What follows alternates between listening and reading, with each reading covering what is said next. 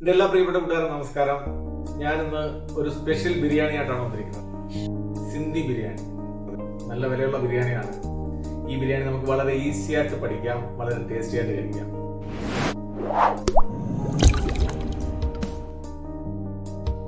സിന്ധി ബിരിയാണിക്ക് വേണ്ടി ഞാൻ 1 കിലോ ബീഫും 1 കിലോ ബസ്മതി റൈസുമാണ് എടുത്തിരിക്കുന്നത്. മീറ്റ് ഏത് വേണമെങ്കിലും നമുക്ക് ഉപയോഗിക്കാം, മട്ടനോ ചിക്കനോ.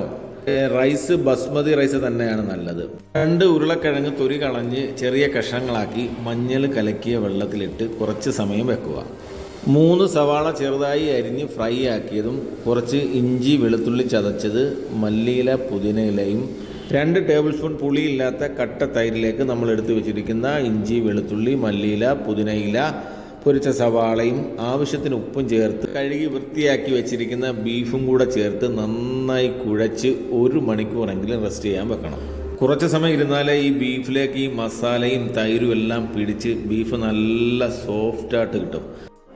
ഇനി കിഴങ്ങ് നമുക്ക് ചെറുതായിട്ടൊന്ന് ഫ്രൈ ആക്കി എടുക്കണം. അതിന് 2-3 സ്പൂൺ വെളിച്ചെണ്ണ ഒഴിച്ച് ആ വെളിച്ചെണ്ണയിൽ ഈ കിഴങ്ങ് കഷ്ണങ്ങളെല്ലാം ഇട്ട് ഒന്ന് തിരിച്ചു മറിച്ച് വിട്ട് ഒന്ന് ഫ്രൈ ആക്കി മാറ്റി വെക്കും. സിന്ധി ബിരിയാണിയിൽ ചേർക്കുന്ന ഒരു മെയിൻ ഐറ്റമാണ് ഈ ഉരുളക്കിഴങ്ങ്. ഈ ഉരുളക്കിഴങ്ങ് പലരും ഇപ്പോൾ ബിരിയാണിയിൽ ഇങ്ങനെ മസാലയുടെ കൂടെ ചേർത്ത് ചെയ്യാറുണ്ട്. അതൊരു പ്രത്യേക ടേസ്റ്റാണ്. ബീഫ് ഞാൻ കുക്കറിലാണ് വേവിക്കുന്നത്. കുക്കറിൽ ഒരു 2-3 സ്പൂൺ വെളിച്ചെണ്ണ ഒഴിച്ച് മസാല ചെയ്ത് വെച്ചിരിക്കുന്ന ബീഫെല്ലാം ഇട്ട് ബീഫിൻ്റെ വേവ് അനുസരിച്ച് ഒരു 5-6 വിസിൽ മതിയാവും. ഇനി നമുക്ക് മസാല തയ്യാറാക്കാം. മസാല തയ്യാറാക്കാൻ നേരത്തെ ഫ്രൈ ചെയ്ത അതേ ഓയിൽ തന്നെ മതി. ആവശ്യമുണ്ടെങ്കിൽ 1-2 സ്പൂൺ വെളിച്ചെണ്ണയും കൂടെ ഒഴിക്കാം. അതിലേക്ക് ഒരു 5 ഗ്രാമ്പൂ, 5 ഏലക്ക, ഒരു ചെറിയ കഷ്ണം പട്ട, 3 സവാള അരിഞ്ഞത്, ഇതെല്ലാം കൂടി ഇട്ട് നന്നായിട്ട് വഴറ്റിയെടുക്കും. അതിലേക്ക് ഒരു 5 പച്ചമുളക് കീറിയത് ഉപയോഗിക്കുക. വേറെ എരികളൊന്നും നമ്മൾ ചേർക്കുന്നില്ല, വേറെ മസാലകളും നമ്മൾ ചേർക്കുന്നില്ല. ഇതിനു വേണ്ടി നമ്മൾ ചേർക്കുന്നത് ഒരു സ്പെഷ്യലായിട്ടുള്ള സിന്ധി മസാല എന്ന് പറയുന്ന ഒരു പാക്കറ്റാണ്. ഈ പാക്കറ്റ് സൂപ്പർ മാർക്കറ്റിലൊക്കെ വാങ്ങാൻ കിട്ടും. വേറെ മസാലകളുടെ ഒന്നും ആവശ്യമില്ല.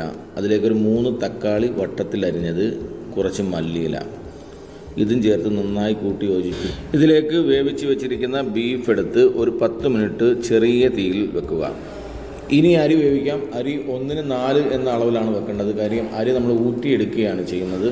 അതിലേക്കൊരു 5 ഏലക്ക, 5 ഗ്രാമ്പു, ഒരു ചെറിയ കഷ്ണം പട്ട, 2 ബേ ലീഫ്, ആവശ്യത്തിന് ഉപ്പ്, 2 സ്പൂൺ നെയ്യും ചേർത്ത് അരി നന്നായി വേവിച്ച് 80% വേവാകുമ്പോൾ നമ്മൾ അരി പകുതി കോരി ബീഫിൻ്റെ മുകളിലിട്ടിട്ട് ദമ്മാക്കാൻ വേണ്ടി നമുക്ക് ചെയ്യാം. അതിലേക്ക് 2 സ്പൂൺ നെയ്യ്, തക്കാളി വട്ടത്തിലരിഞ്ഞത്, നമ്മൾ വറുത്ത് വെച്ചിരിക്കുന്ന കിഴങ്ങും ചേർത്ത് കുറച്ച് മല്ലിയിലയും വിതറി ബാലൻസ് റൈസ് കൂടെ കോരി ഒരു ലെയറൂടെ ഇതേപോലെ സെറ്റ് ചെയ്യുക. അതിൻ്റെ മുകളിലും 2-3 സ്പൂൺ നെയ്യും നമ്മൾ പൊരിച്ച് വെച്ചിരിക്കുന്ന ഉള്ളിയും കുറച്ച് മല്ലിയിലയും വിതറി ഒരു 20 മിനിറ്റ് നന്നായി അടച്ച് ദമ്മാക്കാൻ വെക്കുക.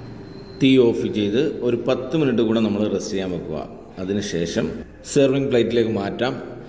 നമ്മുടെ ബീഫും നമ്മൾ ആ ദമ്മ് ചെയ്തേക്കുന്ന കിഴങ്ങും ഇതെല്ലാം വെന്ത് നല്ല അടിപൊളിയായിട്ടുണ്ട്. നല്ല ടേസ്റ്റാണ്. ഇത് നല്ല നീളം റൈസായതുകൊണ്ട് ഒരു പ്രത്യേക ടേസ്റ്റാണ്. നമ്മൾ 8 ബിരിയാണിയാണ് ചെയ്തിരിക്കുന്നത്. ഈ 8 ബിരിയാണി ചെയ്യാൻ വെറും 750 രൂപയെ ചിലവ് വന്നിട്ടുള്ളൂ. 750 രൂപയ്ക്ക് 8 ബിരിയാണി വീട്ടിൽ ഫ്രീ ഉള്ള ടൈമിൽ ചെയ്തു നോക്കിയേ, സൂപ്പറായിരിക്കും.